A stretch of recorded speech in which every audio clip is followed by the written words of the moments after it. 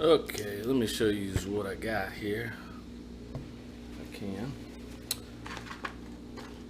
Yeah, let's clean up a little bit here.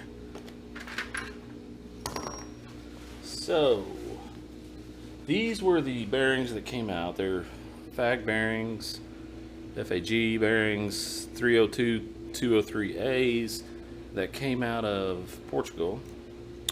And you can kind of see where I've cleaned them up a little bit. There's a little bit of rust, a little bit of funk, but looks like kind of burned and kind of scratched up in here in this race. I think the bearings look kind of fine, but really kind of, well, they're just worn a bit. Here's the other one from the other side. It's got a few little marks inside there, but not too awfully bad. I would reuse these, but I'm not going to, because I've got new Timkins.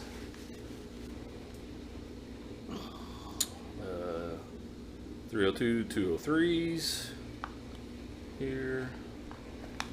Bought a few years ago. That I am going to use.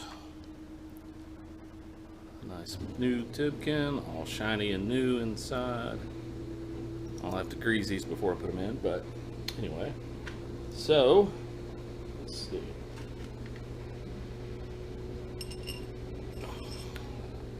Little top hat. Bearing. Boom. Race. Here you've got wedding band, the inner spacer. That sets up against the inside there. And you've got the outer. It's up there. Now I need another bearing. Should unbox that.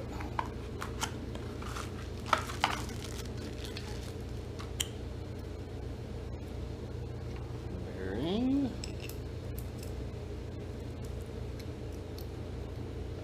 Oops. Ahead of myself. Outer. Inner.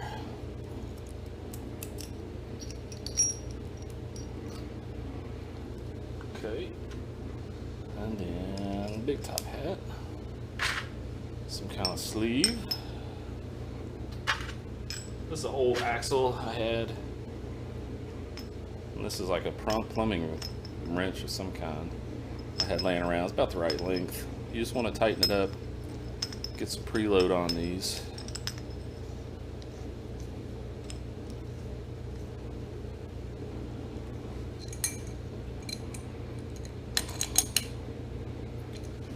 Let's see where we're at. That's really snug.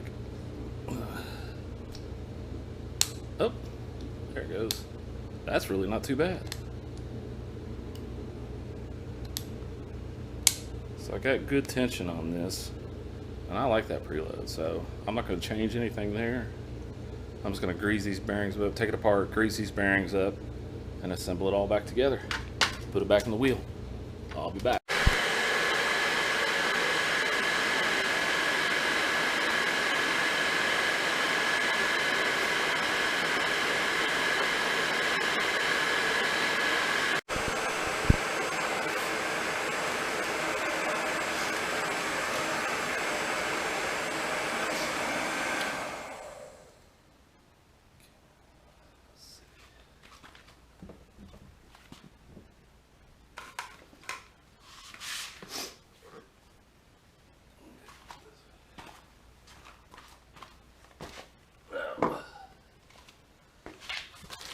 All right, see if I can do this.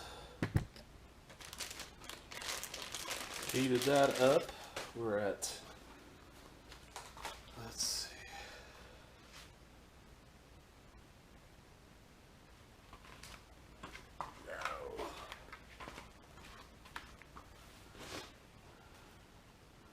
No. 100C. Bearing stack. You want to make sure everything's lined up nice and good. Had this in the freezer.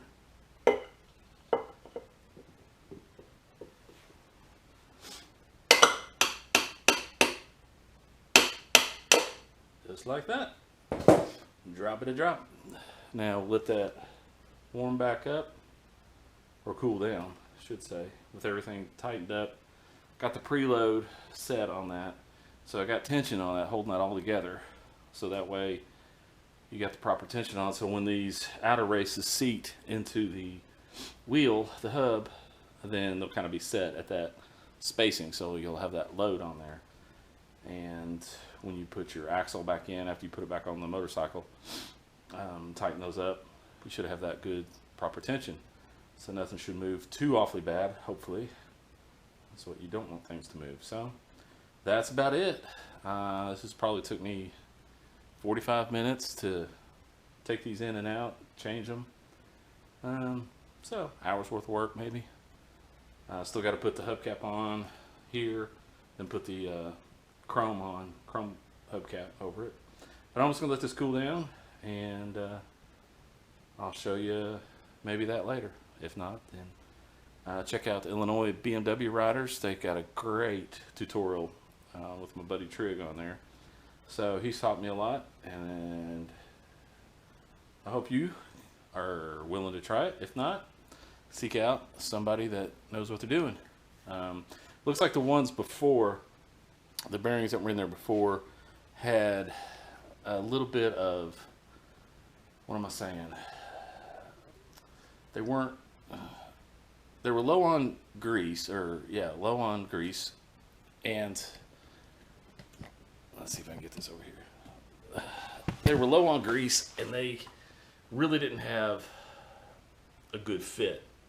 You could kind of tell that. You could kind of see that they'd worn a bit on the races and the bearings themselves. So when I replaced, I just went ahead and put some new ones in.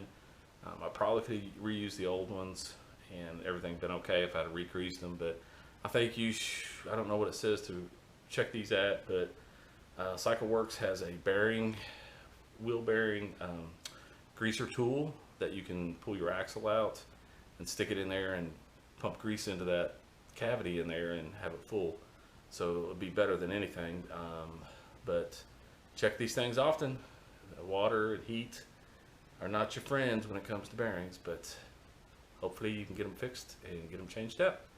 So with that, we'll say see you later till the next time. All right, take care.